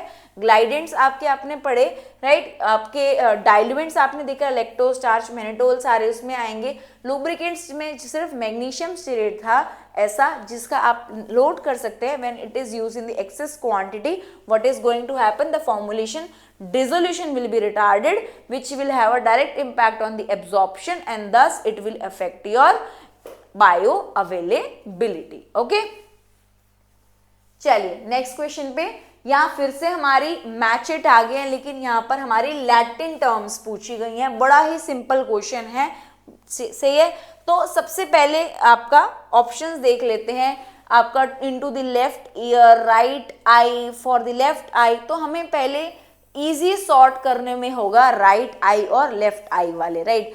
तो आई के लिए आप क्या यूज करोगे और राइट आई के लिए क्या यूज करोगे, लेफ्ट आई के लिए क्या यूज करोगे। तो सबसे पहले आपने ध्यान देना है, यहाँ पर ईयर के लिए भी पूछा गया है, आई के लिए भी पूछा गया है और थ्रोट के लिए भी पूछा गया है। तो जो गुटुरी होगा आपका, this is none other than for your throat, right. दूसरा आपका ओक्यूलम सिनिस्ट्रम है। ओक्यूलम आंख की बात हो रही है। ओक्यूलम सिनिस्ट्रम आपका किसके लिए होता है, for the left eye. Oculum sinistrum is for the left eye. जबकि जो आपका ओक्यूलम डेक्स्ट्रान हो गया, oculum dextrum, dextrum right direction में रोटेट करना, ओक्यूलम आंख, तो ये दोनों आंख वाले तो हैं। ओक्यूलम आपका ओक्यूलर चीजों की बात हो रही है, तो it will be for the right eye. बच गया orium sinistrum which will be to the left ear. अगर ये राइट ईयर के लिए पूछते तो आपका क्या हो जाता, ओरियम सिनिस्ट्रम की जगह ओरियम आपका डेक्स्ट्रम, ऐसा ही टर्म आपको मिलता राइट ईयर के लिए। तो करेक्ट आंसर यहाँ पर क्या रहेगा, करेक्ट आंसर रहेगा यहाँ पर ऑप्शन नंबर फर्स्ट ही आपका रहेगा। डायरेक्ट लैटिन टर्म्स पे क्वेश्चन था, ठीक है जी। ओके, चलिए नेक्स्ट क्वेश्चन पे आते हैं जी। तो नेक्स्ट क्वेश्चन में आपके फॉर्म नंबर्स पूछे गए हैं। तो पहला क्वेश्चन कहता है application for the issue of a permit to import small quantity of drugs for personal use shall be made in the form 12, 12A, 12AA और फॉर्म नंबर 13। तो जो ड्रग्स आपकी पर्सनल यूज के लिए यहाँ पर पूछी गई हैं, जो फॉर्म नंबर आपका 12 होता है वो भी एक्चुअली आपका इंपोर्ट ऑफ ड्रग्स के लिए तो है, लेकिन जो आपकी टेस्ट के लिए, एग्जामिनेशन, कोई एनालिसिस के लिए जो भेजी जा रही हैं वो उसके लिए होता है आपका, राइट। तो ड्रग्स फॉर टेस्ट या किसी एनालिसिस के लिए जो आपकी भेजी जाए, राइट। तो नॉट फॉर पर्सनल यूज जिसको हम बोलेंगे। फॉर्म 12A वो होता है जिसमें आपकी जो ड्रग्स आती हैं उनके लिए आपका परमिट इशू किया जाता है, जहां पर आपकी उसका इंपोर्ट कोई गवर्नमेंट इंस्टीट्यूशन या कोई आपका गवर्नमेंट हॉस्पिटल जो है उसके द्वारा कराया जाए। वो भी आपके पर्सनल यूज में नहीं आता, लेकिन जो आपका फॉर्म नंबर 12AA होता है, बिल्कुल से बिल्कुल ये आपका पर्सनल यूज के लिए आता है। तो आपको ये फॉर्म्स भरने पड़ते हैं इंपोर्ट कराने के लिए small quantities of drugs. In forms का तब भी ध्यान रखना जब हम फ्री सैंपल्स देते हैं, वहां भी आपसे फॉर्म्स फिल करवाते हैं, राइट। सो फॉर्म 12A यहाँ पर आएगा। सो फॉर्म 12 किसके लिए था, application for import of drugs, जो कि आपकी किसी एग्जामिनेशन, टेस्ट और एनालिसिस के लिए आए हो। 12A किस लिए था, 12A आपका, सॉरी थोड़ा सा मैंने आई थिंक यस 12AA मैंने आपको उल्टा बता दिया। 12AA जो था ये आपका गवर्नमेंट बॉडीज जो होती हैं या इंस्टीट्यूशन, हॉस्पिटल्स जो हैं वो आपके इंपोर्ट करवाते हैं। 12A में जो है आपका वो पर्सनल यूज के लिए किया जाता है। इसको करेक्ट कर लीजिए, ऑप्शन बी आएगा। सीधा का सीधा यहाँ स्टेटमेंट बेस्ड आप देख सकते हैं। 12AA for the import of drugs by a government hospital और कोई भी मेडिकल इंस्टीट्यूशन। 12A में जो है that gives a special permit to import the small quantities for personal use. ठीक है जी, चलिए नेक्स्ट क्वेश्चन में फटाफट से चलते हैं। क्वेश्चन कहता है one of the following apparatus is used to determine the particle size by the gravity sedimentation method. अब जी ग्रेविटी सेडिमेंटेशन मेथड की बात आ रही है। ऑप्शंस में पिक्नोमीटर दिया गया है आपको, राइट, स्पेलिंग थोड़ी गलत है पिक्नोमीटर की जी। ऑसवाल्ड विस्कोमीटर पूछा गया है, एंडरसन apparatus और फ्राइबिलिटी। अब अगर कोई बच्चे को बिल्कुल पार्टिकल साइज के बारे में पता है, पार्टिकल साइज डिटर्मिनेशन के लिए कुछ मेथड्स आपको पढ़ाए गए हैं जिसमें चाहे पार्टिकल नंबर, वेट, वॉल्यूम सब आता है, राइट। तो पार्टिकल साइज में सबसे पहले आपके पास ऑप्टिकल माइक्रोस्कोपी नाम की एक टेक्निक थी, जिसमें चाहे माइक्रोस्कोपी में ऑप्टिकल, इलेक्ट्रॉनिक माइक्रोस्कोपी दोनों यूज करते हैं, ठीक है। दूसरी आपके पास सीविंग मेथड था। सीव डायमीटर आप यहां से ऑब्टेन कर लेते थे at least, right. Under size, over size particles आप यहां से देख लेते थे। तीसरा हमारे पास सेडिमेंटेशन मेथड होता है, जिसमें हम स्टोक्स लॉ की इक्वेशन से rate of sedimentation of particle भी बता सकते हैं। यहां पर आपको पढ़ा होगा बिल्कुल से बिल्कुल एंडरसन पाइपेट आपका मेथड रहता है for the determination of the particle size by the sedimentation method. इसके अलावा बच्चों कोल्टर काउंटर मेथड, जो कि किसके लिए यूज होता है, फॉर द पार्टिकल वॉल्यूम। इनके ऊपर बार बार क्वेश्चन आते हैं, तो प्लीज इन्हें जरूर चेक कीजिएगा। ऑप्शन सी एंडरसन apparatus आपका बिल्कुल करेक्ट आंसर है, जो कि सेडिमेंटेशन के ऊपर बेस्ड है। देखिए माइक्रोस्कोपी में ऑप्टिकल माइक्रोस्कोप है, सीविंग में शेकर आप यूज करते हैं, सेडिमेंटेशन में एंडरसन पाइपेट का यूज करते हैं, कंडक्टिविटी आपका कोल्टर काउंटर जो कि पार्टिकल वॉल्यूम की मेजरमेंट के लिए होता है। चलिए next question. Next question, the relationship between the vapor pressure and the absolute temperature is expressed by Boyle's equation, line and Cannon equation, Joule Thomson effect. ये तो पढ़ते ही तुम्हें कोई एनर्जी की यहाँ पर बात हो रही है, ये तो पहले ही काट दो। Clausius-Clapeyron equation. अब जब हम एब्सोल्यूट टेम्परेचर और वेपर प्रेशर की बात करते हैं, बिल्कुल डायरेक्ट क्वेश्चन है बच्चों। आप काफी बार आपने स्टेट्स ऑफ मैटर में भी ये पढ़ा होगा कि वेपर प्रेशर होता क्या है। पहले आपको ये चीज की जरूर क्लैरिटी होनी चाहिए कि जनरली जब आपके वेपर्स बनते हैं, हम एक क्लोज कंटेनर की बात करते हैं, जहां पर आपके जो वेपर्स बने हैं, अब कंटेनर क्लोज है तो क्या हो रहा है, वेपर्स बन तो रहे हैं लेकिन वो वहां पर कंडेंस हो जाते हैं एंड अल्टीमेटली एज लिक्विड वापस फॉल कर जाते हैं। तो rate of evaporation and condensation आपके एक पॉइंट पर जाकर हमारे इक्विलिब्रियम में आ जाते हैं। उस पॉइंट पे जो आपका लिक्विड, जो वेपर्स जो बन रहे हैं, वो वॉल्स पे प्रेशर क्रिएट करता है, उसे सिंपल भाषा में हम वेपर प्रेशर कहते हैं। और उसका रिलेशन टेम्परेचर से नन अदर देन 10 बार आप पढ़ चुके हैं, 10 से ज्यादा ही मैं बोलूंगी, क्लॉसियस-क्लैपेरॉन इक्वेशन देता है। और डायरेक्ट एक ही ये रिलेशनशिप है जिसमें हम वेपर प्रेशर की बात करते हैं, ठीक है जी। ऑप्शन डी आपका करेक्ट आंसर है। ये आपकी इक्वेशन है जहां पे वेपर प्रेशर को आप एब्सोल्यूट टेम्परेचर से रिलेट करते हैं, जहां P1 P2 आपके ये वेपर प्रेशर्स हैं, T1 T2 आपके एब्सोल्यूट टेम्परेचर्स रहेंगे, ठीक है जी। चलिए next question. Preservatives are not usually added to either small volume parenteral, large volume parenteral or bacteriostatic water for injection। पहली बात तो प्रिजर्वेटिव ऐड ही क्यों करते हैं हम, माइक्रोबियल ग्रोथ से प्रिवेंट करने के लिए, कंटामिनेशन से प्रिवेंट करने के लिए, खराब ना हो जाए आपका माइक्रोबियल स्पॉइलेज से, तो हम प्रिजर्वेटिव्स को ऐड करते हैं। तो आपने बैक्टीरियोस्टैटिक वाटर फॉर इंजेक्शन, आपने ये कंपैरिजन पहले पढ़ा हुआ है, यहाँ स्टेरिलिटी मेंटेन करनी चाहिए नहीं करनी चाहिए, तो ये तो क्लियर होना चाहिए कि प्रिजर्वेटिव्स हम बैक्टीरियोस्टैटिक वाटर के अंदर आपके प्रिजर्वेटिव्स आपके ऐड होते हैं। यहाँ पर नॉट एडेड पूछा है, तो आपका ये गलत हो गया। बात करते हैं स्मॉल वॉल्यूम पेरेंटर जो होते हैं। अब स्मॉल वॉल्यूम पेरेंटर आपके एज मल्टी डोज आपके प्रिपरेशंस होती हैं, तो उसमें भी आपका मल्टी डोज हैं, तो प्रिजर्वेटिव्स होने जरूरी हैं, तो इसलिए हमारा ऑप्शन बी और ऑल पेरेंटल इसलिए आपका कट जाता है। आंसर स्मॉल वॉल्यूम पेरेंटल नहीं, आपका लार्ज वॉल्यूम पेरेंटल आपका जो है वो आपका सिंगल डोज प्रिपरेशन होता है, जबकि स्मॉल वॉल्यूम पेरेंटल जो होगा आपका वो मल्टी डोज प्रिपरेशन होता है। अब क्योंकि ये आपका एक मल्टी डोज प्रिपरेशन रहेगी, तो इसके अंदर माइक्रोबियल ग्रोथ की प्रिवेंशन के लिए हमें प्रिजर्वेटिव ऐड करने पड़ते हैं। सिर्फ आपके लार्ज वॉल्यूम पेरेंटल जो होते हैं, इसमें आपके जो कि एक सिंगल डोज प्रिपरेशन रहेगी, इसमें आप प्रिजर्वेटिव्स को ऐड नहीं करते हो। तो करेक्ट आंसर आपका large volume parenteral option number B रहेगा यहाँ पर। ठीक है जी, तो small volume parenteral volume less than 100 ml और large volume parenteral greater than आपकी स्मॉल वॉल्यूम में देखिए पहले less than 100 ml, large volume greater than 100 ml, single dose container size is limited to 1000 ml and multi dose is size limited to 30 ml। Basically आपने यही ध्यान रखना है कि जो आपके लार्ज वॉल्यूम पेरेंटल्स होते हैं वो एज सिंगल डोज सप्लाई किए जाते हैं।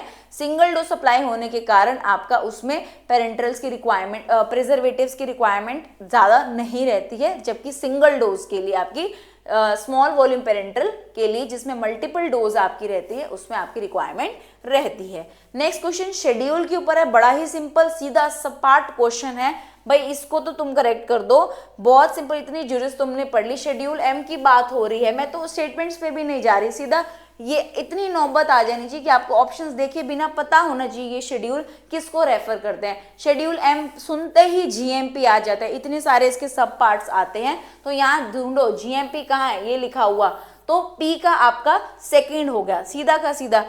एक भी आता था, एक भी अगर आपको आता था आपका काम हो चुका है, फिर भी हमें श्योरिटी के लिए सारे क्वेश्चन देखने पड़ते हैं। करेक्ट आंसर आपका ऑप्शन बी आ चुका है। बात आपकी शेड्यूल एफएफ की हो रही है। शेड्यूल एफएफ किसके लिए होता है, आपका ऑप्थेल्मिक प्रिपरेशंस के लिए होता है। बात आपकी शेड्यूल जी की हो रही है। शेड्यूल जी वो ड्रग्स के लिए which are under the medical supervision, right. Schedule P, P life period आपका पहला ऑप्शन रहेगा। तो बिल्कुल से बिल्कुल सेकंड ऑप्शन आपका करेक्ट आंसर है। आपको इवन एक्सप्लेनेशन भी देखने की जरूरत नहीं थी, सीधा शेड्यूल्स आपको याद है, आपने डायरेक्ट टिक टिक टिक टिक आपने करते जाने थे। ठीक है जी, बढ़िया। आपको शेड्यूल आई होप आते होंगे अब तक, तो ये तो बहुत सिंपल वाले इसमें आपसे पूछे गए थे। ठीक है, चलिए एक बार जरूर देख लीजिएगा, अगर आपको लगता है आपको कहीं लैग कर रहे हैं, एक बार फिर भी एटलीस्ट शेड्यूल एम तो पूरा देख लीजिएगा, M1, M2, M3 इनके सब पार्ट्स। M1 जैसे आपका होम्योपैथिक के लिए, M2 आपका कॉस्मेटिक्स के लिए, M3 आपका मेडिकल डिवाइसेस के लिए। ठीक है, चलिए next question. In the case of solvents, the following are example of class 1 residual solvents that have been classified by the ICH। तो पहले तो हमें पता होना चाहिए ICH ने कितनी क्लासिफिकेशन सिस्टम्स बनाए हैं रेजिडुअल सॉल्वेंट्स के, based on their as classified by the ICH। तो ICH ने एक्चुअली आपके, हम बात करें, 4 क्लासिफिकेशन सिस्टम्स बनाए हैं, जिसमें जो आपकी क्लास 1 आती हैं उसके अंदर आपके क्या क्या आते हैं। क्लास 1 में आपके आते हैं बेंजीन, क्लास 2 में आते हैं आपके क्लास 1 में ही आपके कार्बन टेट्राक्लोराइड्स आते हैं। क्लास 2 में आता है आपका एसीटोनाइट्राइल, जिसको मैंने शॉर्ट फॉर्म में ACN लिखा है, एसीटोनाइट्राइल। साइक्लोहेक्सेन आता है आपका, मिथेनॉल भी इसी के अंदर आता है, राइट। तो वो आगे आपके क्लास 2 के अंदर मिथेनॉल, राइट। क्लास 3 के अंदर आपके कौन से आते हैं, क्लास 3 के अंदर आपका एसिटिक एसिड आता है, आपका एसीटोन आता है, मिथेनॉल आता है, एसिटिक एसिड हो गया, मिथेनॉल हो गया, इथेनॉल हो गया आपका। तो ये आपके क्लास 3 में आते हैं। क्लास 4 में आपके कौन से इंपॉर्टेंट आते हैं, आइसोप्रोपाइल ईथर, ये आपका क्लास 4 में आता है। तो कम से कम ये बाकी कुछ के नाम आप जरूर याद कर लीजिए जो यहाँ मेंशन किए गए हैं। अब इनमें से ढूंढते हैं हमारे क्लास 1 के कहाँ मेंशन है। एसिटिक एसिड, एसीटोन, इथेनॉल कहाँ बताए, क्लास 3 में बताए, तो ये तो हमारे क्लास 3 के रेजिडुअल सॉल्वेंट्स हैं एज पर ICH गाइडलाइंस। हमारे methanol and N dimethyl acetamide, methanol ये हमारे क्लास 2 में बताए हैं अभी मैंने। एसिटोनाइट्राइल, साइक्लोहेक्सेन एंड टॉलुइन ये अलग अलग क्लास के हो गए आपके, नहीं एसिटोनाइट्राइल साइक्लोहेक्सेन आपके क्लास 2 में आपने पढ़े हैं।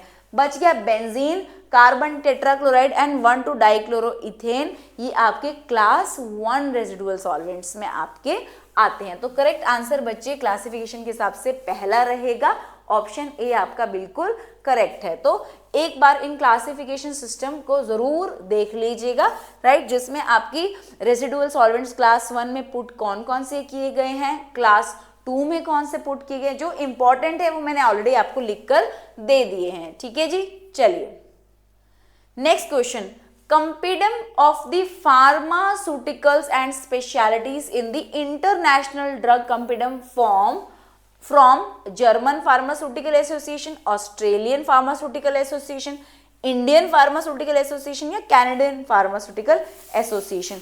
तो क्वेश्चन आया है compendium of pharmaceuticals and specialties, CPS पे आपका क्वेश्चन पूछा गया है। तो ये जो आपका CPS रहेगा, CPS में एक्चुअली आपके सारे मोनोग्राफ ऑफ ड्रग्स लिस्टेड है, स्पेशली फॉर दी आपकी कनाडा की जब हम बात करते हैं, जितने भी इंटरनेशनल ड्रग रेफरेंस गाइड आपकी ये CPS क्या रहती है, इंटरनेशनल ड्रग रेफरेंस गाइड,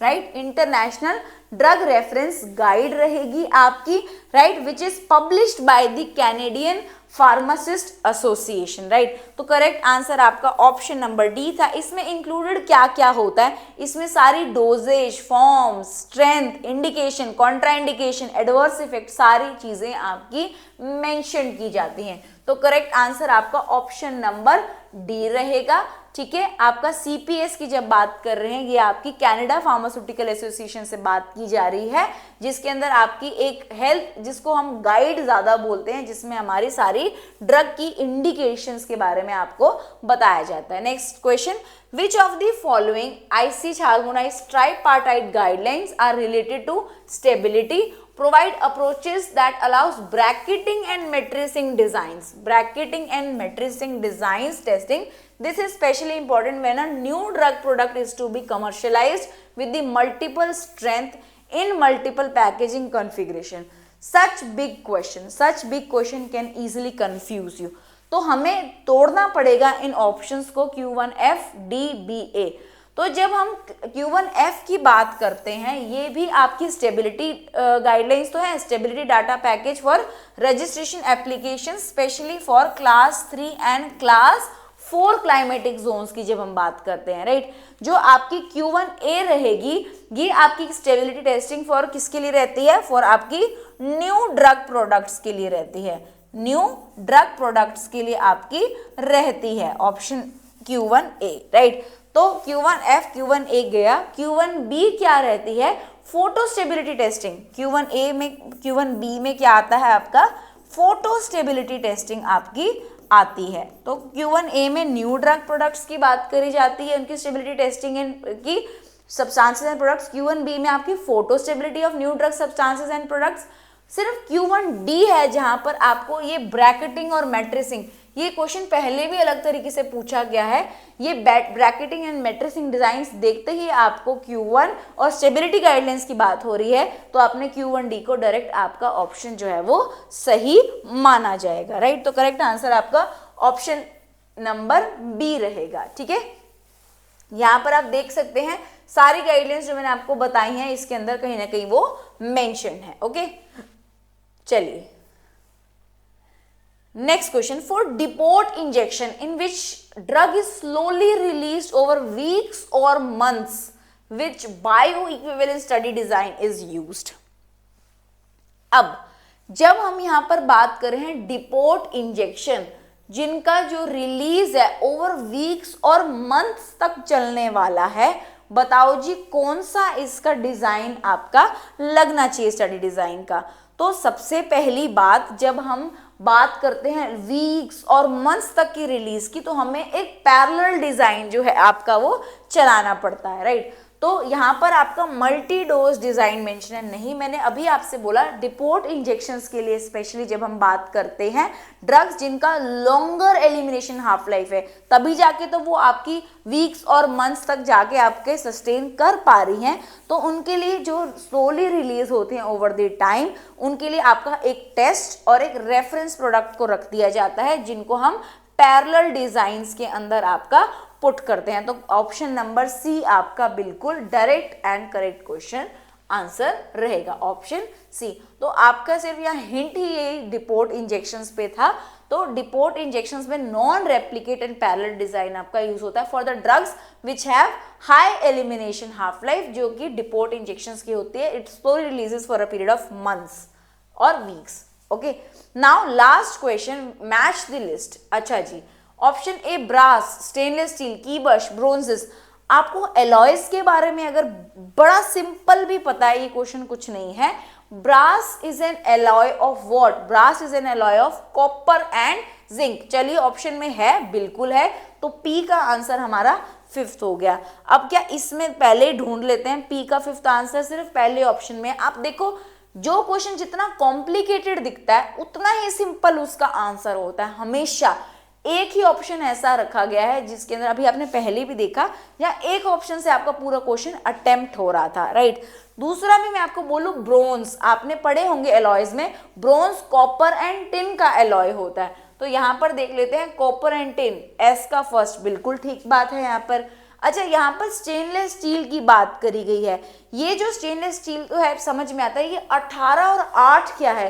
18 और 8 आपकी परसेंटेज गिवन है, मतलब 18% इसमें क्रोमियम है और 8% इसमें निकल है। लिख लीजिए इसको, 18% इसमें क्रोमियम है और 8% इसमें निकल है। तो क्रोमियम एंड निकल आपका ये गिवन है, ग्रेडिंग 18 और 8 जो आपकी गिवन थी, राइट। लास्ट आपकी कीबश बच गया।